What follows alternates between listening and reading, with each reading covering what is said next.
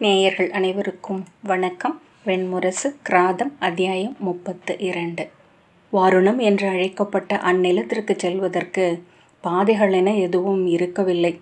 விண்ணிலிருந்து விழுந்து 4ஆக பிளந்து சரிந்தது போல் கிடந்த வெண்ணிற பாறை கூட்டங்களின் அருகே வணிகர் குழு வந்தபோது பீதர் தலைவர் போ அர்ஜுனனிடம் தொலைவில் வானில் எழுந்து தெரிந்த வெண்ணிற ஒளியை சுட்டி காட்டி, அங்குதான் என்று ஒவ்வொரு முறை இங்கு வரும்போதும் எவரேனும் சொல்வதுண்டு. அந்நிலத்தை பற்றிய கதைகளென்று வேறெந்த செய்தியையும் நான் அறிந்திருக்கவில்லை என்றார். அர்ஜுனன் புன்னகைத்து, நன்று, நான் மீள்வேன் என்றான். பீத வணிகர் குழுவில் அனைவர் விழிகளும் அவன் மேல் பதிந்திருந்தன. அவனுடைய நிமிர்ந்த தலையையும் புன்னகையையும் கண்டு அவர்கள் உணர்வெழுச்சி கொள்வது உடல் அசைவுகளிலும் ஓசையுடன் எழுந்த உயிர்ப்பிலும் தெரிந்தது. விடை கொடுங்கள் மூத்தவரே என்று சொல்லி அர்ஜுனன் குனிந்து முதிய பீத வணிகரின் கால்களை தொட்டு வணங்கினான். நன்று சூழ்க, உங்கள் தெய்வங்கள் துணை நிற்கட்டும், எங்கள் தெய்வங்கள் உடனிருக்கட்டும், வெற்றி திகழ்க என்று போ அவனை வாழ்த்தினார். அவர்கள் குளம்படி ஓசைகளும் கால்கள் மண்ணில் விழுந்தெழும் ஓசைகளும் ஒலிக்க அவனை கடந்து சென்றனர். ஒவ்வொரு விழையும் கடந்து செல்லும் போதும் அவன் தலை வணங்கி புன்னகை செய்தான். கண் முன்னால் ஒரு காலத்துண்டு ஒழுகிச் செல்வது போல தோன்றியது. பல மாதங்கள் உடனிருந்தவர்கள். ஒவ்வொருவரின் பெயரும் இயல்பும் உவகையும் துயரும் கனவுகளும் அவன் அறிந்தவை. அம்முகங்களில் ஒன்றை கூட அவன் மறக்கப் போவதில்லை. ஆனால் மீண்டும் அவர்கள் எவரையும் பார்க்க வாய்ப்பும் இல்லை. எனவே அந்நினைவுகளுக்கு எப்பொருளும் இல்லை. குளம்படி யோசைகள் முற்றிலும் மாய்ந்தன. அவர்கள் சென்ற பின் எஞ்சிய புழுதியை அவன் நோக்கி கொண்டிருந்தான். முன் காலை வெயிலின் ஒளியில் விண்புகை போல நின்றது அது, ஒரு மென் மலரிதழ் போல. பின்னர் புழுதி திரை சரிந்தபோது வளைந்திறங்கி சென்ற பாதையின் தொலைவில் புழுதி சிறகு சூடி ஒரு பெரிய பறவை செல்வது போல அக்குழு சென்று கொண்டிருந்தது. ஒருவேளை அவர்களை மீண்டும் சந்திக்கலாம். அங்கு சென்று மீண்டும் இங்கு வந்து நிற்கையில் தங்கள் வணிகம் முடிந்து அவர்களும் அந்த இடத்திற்கு வந்திருக்கக்கூடும். விந்தைகள் நிகழக்கூடாதென்பதில்லை. அவ்விழைவு எழுந்ததுமே அவன் புன்னகைத்தான். அவர்களை மீண்டும் சந்திப்பதனால் என்ன பொருள் வந்துவிடப் போகிறது? திரும்பிச் செல்லலாம். மீண்டும் 7 பாலைகளை கடந்து பாரத வருஷத்தின் விளிம்பு வரை போகலாம். அங்கு விடை கொள்ளலாம். அல்லது அவர்களுடன் சென்று பீதர் நாட்டிலேயே குடிபுகலாம். அதனால் என்ன? எங்கோ ஒரு புள்ளியில் விடை பெற்றாக வேண்டியுள்ளது. வந்து உறவாடி அகன்று மறையும் உறவுகளில் பொருள் உள்ள உறவென ஏதும் உண்டா? உறவாடலின் அத்தருணத்தில் உருவாக்கப்படும் பொருள், பின்னர் நினைவுகளும் உதிரும் காலம் வரக்கூடும். அவன் சிபி நாட்டு பால்ஹீகரை நினைவு கூர்ந்தான். சிற்றிளமை முதலே அவர் கதைகளை கேட்டு வளர்ந்தான். அவனுடைய தொல் மூதாதை தேவாபியின் இளையோன். அவருடன் பிறந்த அனைவரும் இறந்து மறைந்து கதைகளென்றாகி பின் நூல்களாக மாறிய பின்னரும் அவர் உடலுடன் உச்சிமலை அடுக்குகளில் வாழ்ந்து கொண்டிருக்கிறார். அவரை சென்று பார்த்துவிட்டு வந்த சூதன் ஒருவன் சொன்னான். அவர் சில ஆண்டுகளுக்கு முன்புதான் முற்றிலும் புதிதாக பிறந்திருக்கிறார் இளைய பாண்டவரே. அதற்கு முந்தைய எதுவுமே அவர் நினைவில் இல்லை. முழுமையாகவே அப்படி உதிர்த்துவிட்டு செல்வதனால்தான் போலும் அவர் உயிருடன் இருக்கிறார். இங்கு உச்சிமலை குடிகளில் அவருக்கு 7 குழந்தைகள் இருக்கிறார்கள். அவரது இளம் மனைவி மீண்டும் கருவுற்றிருக்கிறாள். கை நீட்டி அவன் பாடினான். அவருக்கு இறப்பே இல்லை. காலமென வந்து படிவனவற்றை முற்றாக உதிர்த்துவிட்டு கடந்து செல்பவருக்கு இறப்பில்லை. ஏனெனில் இறப்பென்பது அணுவாக வந்து படியும் துயரத்தின் பெருந்தொகையே. இந்த துலாத்தட்டில் மேலும் மேலும் என வைக்கப்படும் துயரத்தின் எடை அச்சிருந்து போகும் அளவு மிகுவதற்கு பெயர் இறப்பு. வைத்தவற்றை முற்றிலுமாக அவ்வப்போது எடுப்பவனை இறப்பு அணுகுவதே இல்லை. அர்ஜுனன் புன்னகைத்தபடி, அவ்விரவாமைக்கு என்ன பொருள்? நேற்றும் இன்றும் நாளையும் நினைவுகளால் தான் தொடர்பு கொள்கின்றன. நேற்றென இன்றென நாளையென ஒழுகும் காலமே வாழ்க்கை என்பது. வாழ்க்கையின்றி இருத்தல் மட்டுமே ஆக இங்கு எஞ்சுவதற்கு என்ன பொருள் என்றான். சூதன் நகைத்து, எழுவினா ஒன்றே, வாழ்வதா இருப்பதா? வாழ்பவன் வாழ்வை சுமந்தாக வேண்டும். எடை முதிர்ந்து அச்சிருந்து சகடம் சரிந்தாக வேண்டும். இருப்பவன் இந்த மலைகளைப் போல. இவை நேற்றற்றவை, எனவே முடிவற்ற நாளை கொண்டவை என்றான். அவர்கள் சுரபிவனம் என்னும் சிற்றூரின் ஊர்ச்சாவடியில் இரவுறங்க படுத்திருந்தனர். மேலே அரசமரம் இலைகளை சிலிர்த்து கொண்டிருந்தது. மிகச் சிறிய புழுதி தீற்றலாக நெடுந்தொலைவில் அவ்வணிக குழுவின் இறுதி அசைவு தெரிந்து வானில் மறைந்தது. ஒரு கணம் மெல்லிய நடுக்கம் ஒன்று அவனுக்கு ஏற்பட்டது. வடிவும் வண்ணமும் இயல்பும் ஏய்பும் கொண்டு கண்முன் நின்ற பருப்பொருள் ஒன்று வெளியில் கரைந்து மறைவதை கண்கூடாக அப்போதுதான் அவன் கண்டான். இல்லை, அது விழி மாயை. அப்பால் துளியிலும் சிறு துளியென அவர்கள் அங்கிருக்கிறார்கள். மறையவில்லை, இல்லாமல் ஆகவில்லை. ஆனால் வெளி மட்டுமே அங்கிருந்தது. வானும் மண்ணும் இணைந்து கொண்ட மாபெரும் வில் என. அந்த வில் மீது சில முள்மரங்கள் நின்றிருந்தன. துயருடன் விரல் விரித்து இறைஞ்சின. வானை வருடி வீண் வீண் என அசைந்தன. இப்பால் சில உப்பு பாறைகள் வெண்பற்கள் என எழுந்திருந்தன. அங்கிருந்து அவன் நின்றிருந்த இடம் வரைக்கும் வெண்கலர்மண் காற்றின் அலைகளை அணிந்தபடி கிடந்தது. அதன் மேல் மென் புழுதி சுருண்டு ஓடிச் சுழன்று மேலேறி உருவழிந்து அள்ளிச் சென்ற அனைத்தையும் கொட்டியபடி மண்ணுக்கு மீண்டது. அந்த விற்கோட்டுக்கு அப்பால் காலம் இல்லை. அங்கிருப்பது இன்மை மட்டுமே. வெளிமயங்கி இன்மை என்றாகிறது. இன்மை சற்று தயங்குகையில் வெளியென்றாகிறது. மீண்டும் ஒரு நீள் மூச்சுடன் அவன் தன்னை அவ்வெண்ணங்களிலிருந்து விடுவித்து கொண்டான். நடந்து தொலை தூரத்தில் தெரிந்த அந்த விண்ணொளி நோக்கி செல்லலானான். தொலைவிலிருந்து பார்க்கும்போது வெண்ணெருப்பு எழுந்து தழல் அலைப்பது போல் தோன்றியது. அணுகும் தோறும் வெம்மை மிகுந்து உடல் பொசுங்கும் என்று பட்டது. காற்றுச் சுவடுகளின்றி வேறேதும் படிந்திராத வெண்ணிற நிலம் மெல்ல சரிந்து கொண்டிருப்பதை சற்று தூரம் நடந்த பின்னரே உணர முடிந்தது. குனிந்து அம்மண்ணை பார்த்தான். அது உப்புத்தூளா என்று ஐயம் தோன்றியது. பின்காலை நேரத்திலேயே வானில் சூரிய வட்டம் சூளையென எரிந்தது. உஷரத்தை கடந்த போதே தசையுறுக்கும் உயர் வெப்பம் அவனுக்கு பழகத் தொடங்கிவிட்டது. பாலையில் நுழைந்த போதே நிலத்தில் இருந்து உடலுக்கு வெப்பம் வந்து படியாமல் இருக்கும் பொருட்டு மென்மையான ஆடையால் முகத்தை தவிர பிற பகுதிகள் அனைத்தையும் திரையிடுவது போல் மூடிக்கொள்ளும் முறையை அவனும் கடைபிடித்திருந்தான். காற்றில் அலையடித்த மெல்லிய ஆடைக்குள் உடல் அதுவே உருவாக்கி கொண்ட நீராவிக்குள் வெம்மை கொண்டு வியர்த்து மீண்டும் குளிர்ந்து தன் இயல்பை பேணி கொண்டிருந்தது. வெளியிலிருந்து வந்த வெங்காற்று முகத்தில் மோதி மூக்கையும் கன்னத்தையும் பொசுக்கி முடி கருக்கி உள்ளங்கையின் தோல் போல ஆக்கியது. பின்னர் கைகளால் முகத்தை தொட்டபோது மரத்தாலான முகமூடி ஒன்றை அணிந்திருப்பதாக தோன்றியது. வியர்வை மேல் காற்றுப்படும் சிலிர்ப்பே குளிர் என நெஞ்சு வகுத்து கொண்டு விட்டிருந்தது. கையில் இருந்த வில்லை ஊன்றுகோலாக்கி சிற்றடி வைத்து சீரான விரைவில் அவன் நடந்தான். மூச்சு இறைக்கத் தொடங்கிய உடனேயே நின்று தொடைகளில் கை வைத்து சற்று குனிந்து வாயால் முழு காற்றையும் இழுத்து உள்ளே நிரப்பி நாய்க்குறைப்பு போல ஒலி எழுப்பி மூச்சு அனைத்தையும் வெளித்தள்ளினான். அது விரைவிலேயே இளைப்பாற்றி அவன் ஆற்றலை மீட்டளித்தது. அன்று அந்தியான போது தொலைவில் அவன் பார்த்த வெண்ணிற ஒளி முற்றிலும் அணைந்துவிட்டது. ஒதுங்குவதற்கு பாறையோ மர நிழலோ எதுவும் இல்லாமல் மண்வெளி கண்களை நிறைத்தது. சுழன்று பார்க்கையில் பிழையற்ற வட்டம் என தொடுவானத்து ஒளிக்கோடு தெரிந்தது. கவிழ்ந்த பளிங்கு கிண்ணம் போல முகிலற்ற வானம். உயிர் என எதுவும் அங்கு இல்லை என்று தோன்றியது. மணல் வெளியிலேயே அவன் படுத்து கொண்டான். வயிற்றின் குறுக்காக வில்லை வைத்து வலது கைப்பக்கம் அம்பரா தூணியை போட்டுக்கொண்டு வானை நோக்கி கொண்டிருந்தான். வானொளி முற்றிலும் அணைவதற்கு நெடுநேரமாகியது. கிழக்கு இருண்ட பின்னரும் மேற்கு செம்மை வெகு நேரம் எஞ்சியிருந்தது. சூரியன் இருக்கையிலேயே விண்மீன்கள் எழுந்து வந்தன. பாலையில் புகுந்த பின்னர் விண்மீன்களை முழுமையாக நோக்குவதற்கு அவன் கற்றுக்கொண்டிருந்தான். ஒவ்வொரு நாளும் இரவில் விண்மீன்களுடன் துயின்றான். திசைகளாக முதலில் அவை பொருள் கொண்டன, பின்னர் இடங்களாயின. மண்ணின் வழிகளை சுட்டி நிற்கும் அதிரும் சொற்களாயின. நண்டு தேள் என வெவ்வேறு வகை வடிவங்களாயின. ஆனால் ஒரு கணத்தில் அத்தனை பொருளையும் இழந்து திகைக்க வைக்கும் வெறும் அதிர்வுகளாகி எஞ்சின. அந்தியில் விண்மீன்களை நோக்கி அவை கொண்ட ஒவ்வொரு பொருளையும் உதிர்த்து வெறும் அதிர்வு பரப்பென ஆக்கி தானும் வெறுமை கொண்டு அவற்றை நோக்கி கொண்டிருப்பதும் புலரிக்கு முன் அவற்றை எண்ணி எண்ணி எடுத்து ஒவ்வொன்றாக பொருளேற்றம் செய்து மண்ணுக்குரியவையாக மாற்றுவதும் அவை சுட்டும் ஒவ்வொன்றையும் தன்னுள் இருந்து எடுத்து அமைத்து கொள்வதுமே மேல மேல நடந்து கொண்டிருந்தது. ஏதோ ஒரு தருணத்தில் அவன் சென்று கொண்டிருப்பது அம்மண்ணில் அல்ல, விண்மீன்கள் பரவிய இருள்வெளிக்குள் தான் என்று தோன்றியது. மண் இருப்பது அவ்விண்மீன்களுக்கு நடுவே எங்கோ, அல்லது மண்ணென அவன் உணர்வது ஓர் விழி மயக்கு. அவன் துயின்று எழுந்து நோக்கிய போது வெயில் விழுந்து சூழ்ந்து அலை அடித்தது. வானம் அனைத்து திரைகளும் இழுக்கப்பட்டு நீல ஆடிப்பரப்பென தெரிந்தது. இரவு முழுக்க அவன் நீர் அருந்தவில்லை.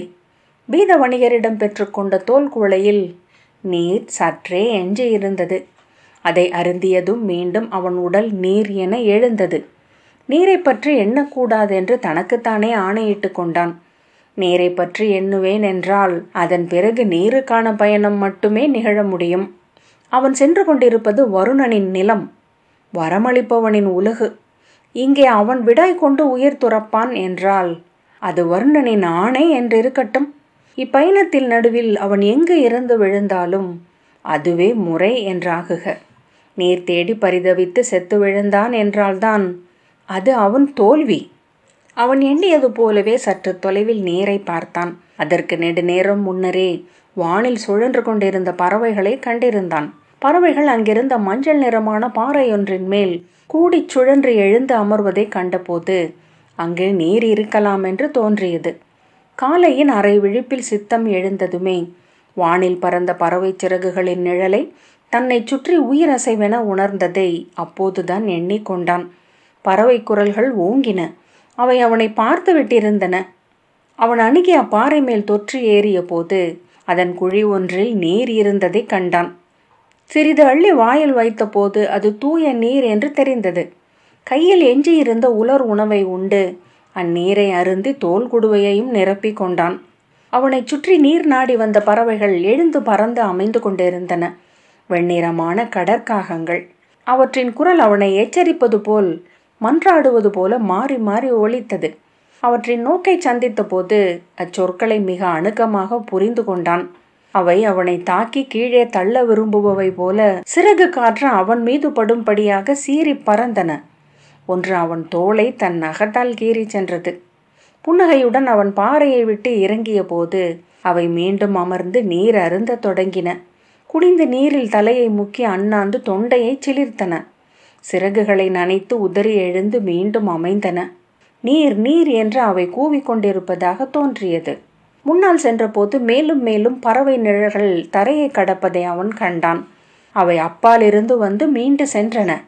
அன்று மாலை நெடுந்தொலைவில் பறவைகளின் ஓசையை கேட்க முடிந்தது. எங்கோ பெருங்கூட்டமாக அவை வாழ்கின்றன என்று எண்ணிக்கொண்டான். இரவில் அப்பறவை குரல்களை கேட்டபடி துயின்றான். கனவில் பறவைகள் சூழ வானில் மிதந்து கொண்டிருந்தான். மறுநாள் பகல் முழுக்க நடந்து மாலையில் வெட்ட வெளியில் விண்மீன்களுக்கு கீழே துயின்றான். அதற்கு அடுத்த நாள் பின் காலையில் தொலைவிலிருந்து பறவைகளின் சிறகடிப்பை பார்த்தான். புகையசைவென, வெண்ணிற இலை கொந்தளிப்பென அது அவன் காலடிகளுக்கு ஏற்ப தெளிந்து வந்தது. பறவை குரல் இணைந்து எழுப்பிய இரைச்சல் அணுகியது. அவன் அந்த உயிரில்லாத கடல் வரக்கூடுமென எதிர்பார்த்தான். ஆனால் கரையொதுங்கிய பெரிய மீன்கள் என வெள்ளி மின்ன நூற்றுக்கணக்கான நீர்க்குட்டைகள் தான் கண்ணுக்கு தெரிந்தன. அணுகும் தோறும் அவை உரு பெருகி வந்தன. முதல் குட்டையின் அருகே சென்றதும் அதன் கரை எங்கும் சரிந்திருந்த வெண்ணாரைகளும் கடற்காகங்களும் கூச்சலிட்டபடி சிறகடித்து வானில் எழுந்து பறந்தன. குட்டையின் மணர் சேற்று விளிம்பை அணுகும் போது மென்கதுப்பு புதைந்து இடைவரைக்கும் இறங்கியது. கைகளை ஊன்றி நீச்சலிட்டு அந்நீரை அணுகி தொட்டு அள்ளி வாயிலிட்டான். உப்பு நீர். குட்டை முழுக்க வெள்ளி நாணயங்கள் என ஒளிர்ந்து ஒளிர்ந்து திரும்பியபடி சிறிய பரல் மீன்கள் நிறைந்திருந்தன. நோக்க நோக்க மீன்கள் மேலும் தெரிந்தன. குறுவாள்கள், மூங்கில் இலைகள், வெள்ளிச் சிமிழ்கள், இளஞ்சிவப்பு நாக்குகள், கன்று செவிகள். அவன் கைகளை எடுத்துவிட்டு மேலே வந்து நோக்கிய போது அவை நீர்பரப்பின் மேலே வந்து விழிகள் மின்ன, வால் தவழ, செவில்கள் அலைப்பாய அவனை நோக்கின. அவன் உடல் சற்று அசைந்த போது ஒரு கணத்தில் நீரில் விழுந்த வானில் மூழ்கி மறைந்து பின் ஒவ்வொன்றாக உருவம் கொண்டு எழுந்தன. கரையேறி மணல் விளிம்பில் நின்றபடி அந்த சுனைகளை விழித்தொடும் தொலைவு வரை பார்த்தான். வெள்ளி ஆரம் போல வானிலிருந்து வான் வரைக்கும் வளைந்து கிடந்தன அவை. அக்குட்டைகளின் இடைவெளியினூடாக நடந்து மறுபக்கம் சென்றான். அங்கு சிறிய அலைகளாக தொலை தூரம் வரை படிந்து கிடந்த மணல் அவன் கால்பட்டு பொறுக்குடைந்து தடம் கொண்டது. பொறுக்கு உடையும் ஒலி சிம்மம் எலும்புகளை மென்று இறையுண்பது போல் ஆழ்ந்த அமைதியுடன் ஒலித்து தொடர்ந்தது. மணல் பொறுக்குகள் அடர்ந்து வந்தன. அங்கு மட்டும் மழை பெய்திருக்கிறதா என்று பார்த்தான். மழை விழும் இடம் அல்ல அது. அவ்வாறென்றால் நீர் வற்றி கீழிறங்கி சென்றிருக்கிறது. அருகமை காலத்தில் இல்லை, நெடுங்காலத்துக்கு முன், பல 100 தலைமுறைகளுக்கு முன். அப்பரப்பில் பறவைகள் கூட வந்தமர்வதில்லை என்று தெரிந்தது. காலால் தட்டி பார்த்தான். பொறுக்கு மணலுக்குள் இருந்த மீன்கள் அனைத்தும் வெறும் எலும்பு வடிவாக தெரிந்தன. வெண் சுண்ண சித்திரங்கள் என பல்லாயிரம் மீன்கள், வெள்ளி இலை நரம்புகள், பளிங்குச் சீப்புகள், பல்வரிசைகள். குனிந்து ஒரு மீன் முள்ளை தொட்டபோது அது அரிசி மாவு பொறுக்கு என உதிர்ந்தது. மீனென அது வாழ்ந்தபோது அங்கு வாழ்ந்தவர்கள் எவர்? அவற்றை உண்ண வந்த பறவைகள் எவை? இறந்த நிலம், இறந்தமையால் காலத்தை வென்ற இடம், இறப்பு வரைதான் வளர்வும் தளர்வும். இருப்பு என்பது நிலை அமைவு, மாறிலி என மாற்றங்களுக்கு மையம் கொள்ளும் புள்ளி. தயங்கிய விழிகளுக்கு முன் நெடுந்தொலைவில் வானின் வெண்ணிற ஒளி மீண்டும் தெரியலாயிற்று. வெண்ணிற அனல், அல்லது அங்கிருப்பது வெண்பார்கடல். பொறுக்கு மண் மீது கால்களை தூக்கி வைத்து காண்டீபத்தை ஊன்றி உடல் நிகர் செய்தபடி நேர்நடையிட்டு அவன் சென்று கொண்டிருந்தான். அந்தி வரை சென்று திரும்பி பார்த்தபோது அவன் வந்த பாதை மண் கிளறப்பட்டு ஒரு செந்நிற வடு என அவனை நோக்கி வந்து கால்களை தொட்டு இணைந்திருந்தது. அந்த தடம் அங்கே கிடக்கும் காலம் முடிவு வரை. அதை எவர் வந்து பார்க்கக்கூடும்? பார்த்து அவன் விளைவை தயக்கமென எண்ணிக்கொள்வார்கள் போலும். அவன் குழப்பத்தை அச்சமென பொருள் கொள்ளலாம். மூதாதையரை நம்மில் உள்ளவற்றின் பின்னீட்சி என உருவகித்துக் கொள்கிறோம். அல்லது நம்மில் இல்லாதவற்றினாலா? பொறுக்கு மண்மேலேயே படுத்து விண்மீன்களை நோக்கியபடி துயின்றான். விண்மீன்கள் காலிடற முகில்களில் கால் புதைந்து புதைந்து தள்ளாடி நடந்து கொண்டிருந்தான். நீல நீரில் எலும்புருவான மீன்கள் நீந்தி திளைத்தன. சுண்ண முள் வடிவ இலைகளுடன் செடிகள் காற்றில் ஆடின. அவன் தன் கால்களை குனிந்து நோக்கினான். அவை எலும்பு வடிவில் இருந்தன. நீர்விடா என விழித்து கொண்ட போது புலரி எழுந்திருந்தது. பாலையின் குளிரில் அவன் ஆடைக்குள் அவன் உடம்பு சிலிர்த்து நடுங்கிக் கொண்டிருந்தது. குடுவையில் ஏந்திய சிறிதளவு நீரை அருந்தினான். நான் நினையும் அளவுக்கே நீர் இருந்தது. ஆனால் அது உடலை ஊக்கம் கொள்ளச் செய்தது. மீண்டும் புரண்டு சுருள் விரிந்து அகன்று அகன்று சென்று கொண்டிருந்த நிலத்தில் அசையாமல் நின்று கொண்டிருந்த வெண்ணிற ஒளி கொண்ட தொடுவான் வளைவு நோக்கி நடந்தான். நிலப்பொறுக்கு சேற்று பலகை அடுக்குகளாக ஆகியது. முதலையின் செதில் தோல் பரப்பு போல வெடிப்புகள் கொண்டது. ஓட்டுக்கூரை ஒன்றின் சரிவில் நடப்பதாக மறுகணம் தோன்றியது. அவன் காலடியில் அவை ஓசையுடன் நொறுங்கி துண்டுகளாயின. குனிந்து ஒரு சிறு ஓட்டை எடுத்து பார்த்தான். அதன் அடியிலும் ஈரம் இருக்கவில்லை. அடியில் அவன் எதிர்பார்த்த சிற்றுயிர்களும் இல்லை. அவற்றின் அசைவு மட்டும் கண் ஒரு கணம் அடைந்து நிலை மீண்டது. என்னென்ன எண்ணிக்கொண்டிருக்கிறேன்? பித்துக்குள் சென்று கொண்டிருக்கிறது என் உள்ளம். ஆனால் இத்தனித்த பயணத்தில் அவ்வாறு அனைத்து வழிகளும் சிதறும் எண்ணங்களே பெரும் வழித்துணை என்றாகும். அவை பெருகும் சித்த விடாயை மாற்றுலகங்களை உருவாக்கி நிறைவு செய்கின்றன. தனியன் பல உலகங்களில் வாழ்பவன், பல புவிகளை சுமந்து செல்பவன். பயணத்தில் இல்லம் துறந்து ஊர் துறந்து பெயர் துறந்து உளம் துறந்து செல்பவன் மீண்டும் இளமைந்தனாகிறான். தவழும் குழந்தை என்றாகிறான். பார்க்கும் ஒவ்வொன்றும் புதிதென்றாகிறது. பொருளற்று வெறும் பொருளென நின்று பொருள் அவனை நோக்குகிறது. பொருளை பொருள் மட்டுமே என நோக்கும் சித்தத்துடன் தவித்து தன்னிலை மீண்டு பொருள் தேடுகிறான். இது களிமண்ணாலான சருகு பரப்பு இல்லை, இவை அப்பங்கள். பழைய தோற்கவச பரப்பு, மாபெரும் ஆமையின் ஓடு. இங்கிருந்ததா ஒரு கடல்? அப்பரப்பில் மறு எல்லை என்றே ஒன்று விழிக்குப்படவில்லை. நடந்து நெடுந்தொலைவு கடந்து திரும்பி பார்க்கையில் அப்பொறுக்கு பரப்பு அன்றி வேறெதும் புவியிலேயே இல்லை என தோன்றியது. ஆம், இதுதான் கடல். இங்கிருந்த நீர் கடல்களில் மட்டுமே எஞ்சி இங்கு வற்றிவிட்டிருக்கிறது. இது கடலடி வண்டல். இக்கடலை குடித்து உலர்த்தியது யார்? இது ஒரு ஒழிந்த மதுக்கோப்பையா? இங்கிருந்த நீர் அனைத்தும் ஆவியென்றாகி எழுந்து காற்றில் நிறைந்துள்ளன. அலையடித்து அலையடித்து தவித்து அலையை சிறகென்றாக்கி பறந்தெழுந்து விண் நின்றுள்ளது கடல். இதோ என் தலைக்கு மேல் உள்ளது கடல், நுண்வடிவ கடல். இங்கு வெண் சொன்ன வடிவுகள் என பதிந்திருக்கும் மீன்கள் அங்கு நுண்வடிவில் நீந்தி கொண்டிருக்கலாம். அதில் ஓடிய கலங்கள் அங்கு நுண்வடிவில் மிதந்தலையலாம். கடலோடிகள் அங்கிருக்கலாம். என்ன எண்ணங்கள் இவை? ஏன் இவை தங்கள் ஒத்திசைவை பொருள் இணைப்பை சிதறடித்து கொண்டிருக்கின்றன? ஒவ்வொரு எண்ணமும் பெரிதொரு எண்ணத்தால் கட்டுண்டிருக்கிறது. கட்டடத்தில் அமைந்த செங்கற்கள் போல கட்டடம் இடிந்து சரிகிறது. என்னுள் விடுதலை கொண்டுள்ளது ஒவ்வொரு கல்லும். எண்ணங்கள் ஓட தோற்றம் மயங்கிய நோக்குடன் திரும்பிய போது அவன் தொலைவில் அந்த கடலை ஒரு பெரிய முகில் நிழல் என கண்டான். கிராதம் 32வது அத்தியாயம் இத்துடன் நிறைவு பெற்றது. நன்றி.